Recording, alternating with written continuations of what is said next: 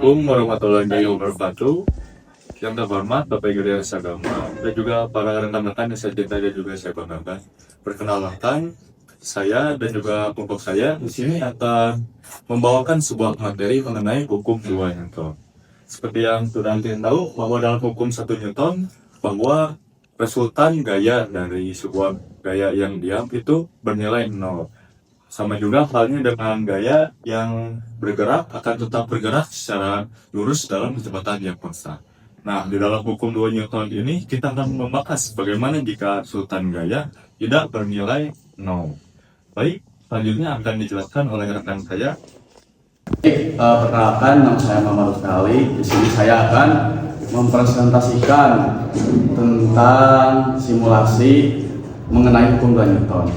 Nah, pertama kita ke tujuannya dulu. Kenapa sih kita membawakan tema ini? Tujuannya itu untuk pertama mengetahui hubungan antara gaya yang diberikan pada benda atau biasa disimbolkan dengan F dalam fisika dengan kecepatan gerak benda atau A. Lalu yang kedua, mengetahui hubungan antara massa benda dengan kecepatan gerak benda.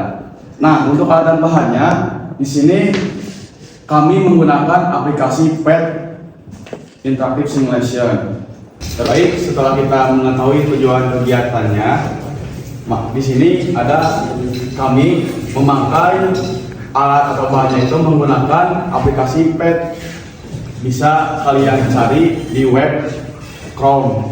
Nah, terus untuk prosedur kerjanya, untuk kegiatan 1, kita buka dulu aplikasi PET-nya. Bisa di komputer atau laptop atau handphone juga bisa. Nah, lalu klik menu play with simulation, kemudian pilih sub menu fisika gerak, lalu pilihlah simulasi force and motion basic.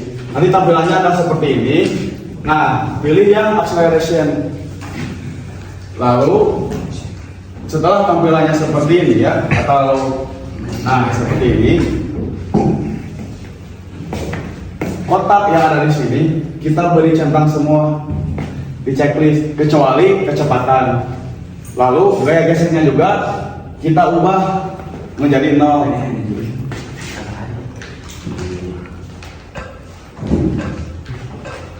Nah, kenapa gaya geseknya kita ubah menjadi 0? Karena kita akan membuktikan atau melakukan simulasi ini tanpa ada sistem gaya gesek atau mengabaikan gaya gesek. Nah, kembali ke prosedur kerjanya. Setelah kita melakukan sesuai instruksi yang ada di PPT, kita akan menetapkan massa bendanya 200 kilo. Jadi pada kegiatan pertama ini kita akan menggunakan massa yang tetap. Berapa massanya? 200 kg. Lalu apa yang diubah?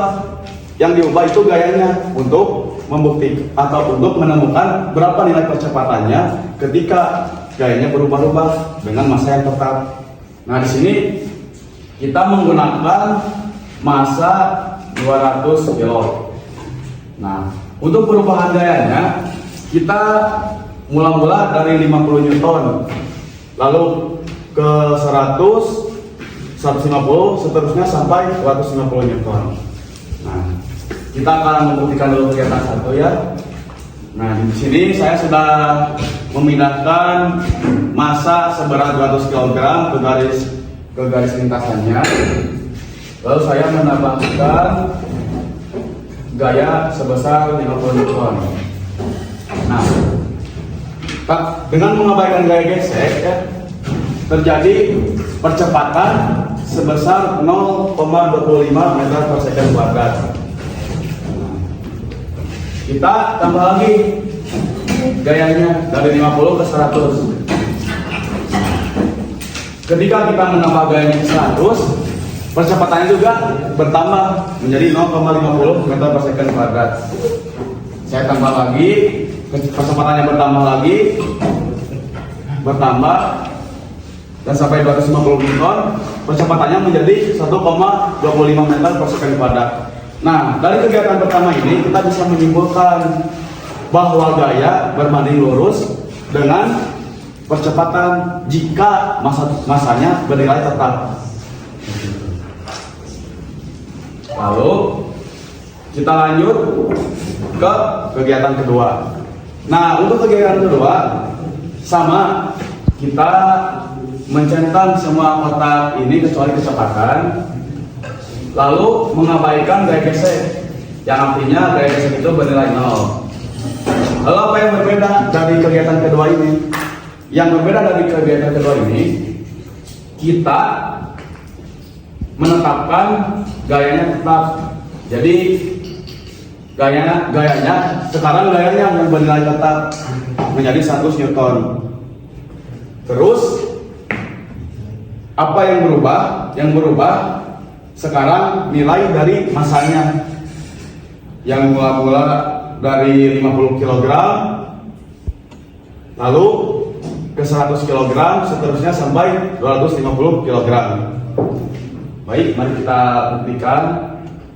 Pertama saya atur dulu gayanya menjadi 50 Newton, lalu masanya dari 50 kg. Nah, ketika saya gaya tetapnya 100 Newton ya, maaf saya salah. Nah, setelah masanya 50 kg, didapatlah percepatannya itu bernilai 2 meter per second kuadrat. Lalu bagaimana jika masanya kita tambah menjadi 100 bebannya? Berapa percepatannya?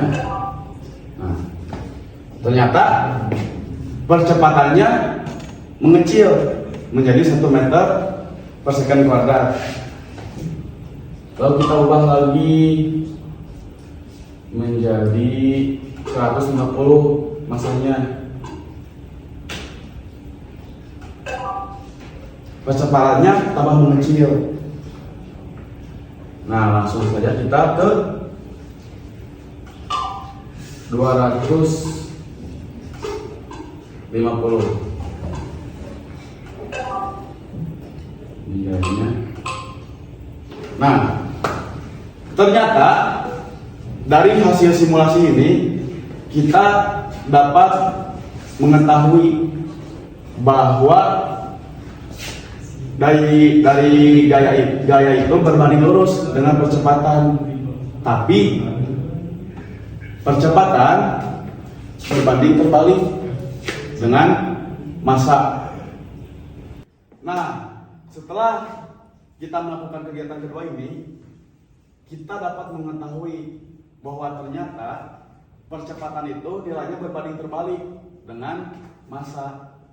Jadi ketika massanya semakin besar, maka nilai percepatannya juga semakin kecil. Begitupun sebaliknya, jika nilai massanya semakin kecil, maka nilai percepatannya juga semakin besar. Berbeda dengan kegiatan pertama tadi, kalau massanya tetap, maka nilai gaya berbanding lurus dengan percepatan. Terima kasih paparan materi yang telah akan saya sampaikan. Baik, saat ini kita masuk ke dalam sesi pertanyaan. Apabila ada yang ingin ditanyakan, boleh langsung saja.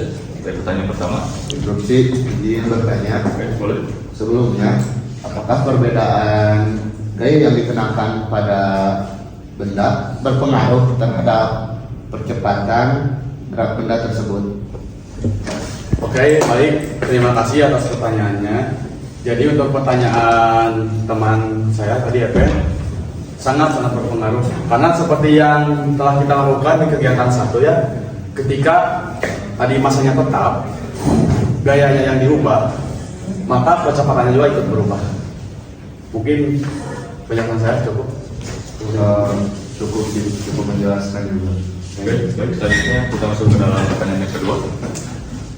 Izin bertanya, bagaimana hubungan antara percepatan benda dengan gaya yang dikenakan pada benda? Hubungannya dapat disimpulkan ya dari kegiatan yang telah kita lakukan barusan. Hubungannya berbanding lurus.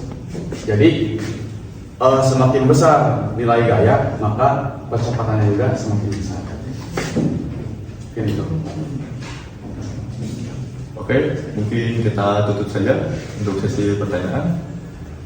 Oke, mungkin saat ini kita sudah berada di ujung acara. Maka dari itu di sini saya akan membacakan kesimpulan yang telah kita peroleh dari percobaan yang telah kita lakukan tadi.